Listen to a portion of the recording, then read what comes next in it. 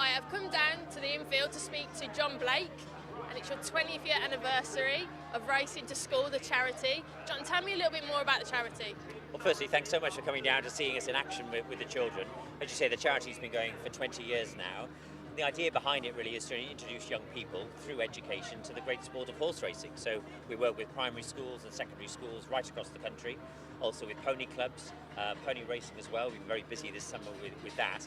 And we bring them out of the class into a wonderful atmosphere, into a great setup like racing is, to give them a really unique day of activity. They get to go behind the scenes, they get to meet jockeys, but mainly they're learning as they would in the classroom. So their maths, literacy, teamwork, really builds the confidence, but in an environment which is, dare I say it, a bit more interesting than the four walls of a classroom, which we all went through when we were younger. So that's the idea behind it. Really use the sports assets and you know the wonderful hospitable sport that we have with great history to educate and hopefully get people interested like so many are today. That's fantastic. And how many events do you usually run?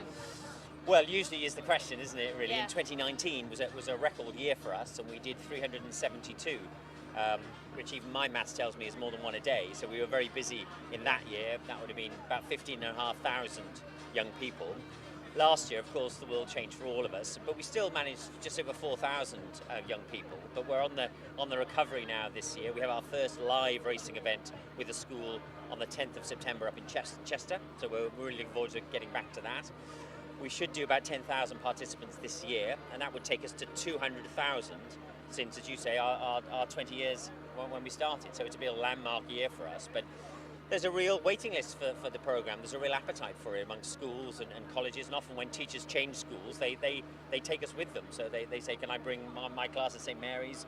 I came to you when I was at St Joseph's, so there's a lot of that. It's fantastic. And what's the vision again now for the next 20 years for the charity? Well, that's a good question. I mean, as I said, I hate the fact that we have a waiting list of schools. It's good in terms of, it's a popular programme and teachers and young people think it's worth something, but we want to service that list. So certainly to grow, to do a lot more work right across the country.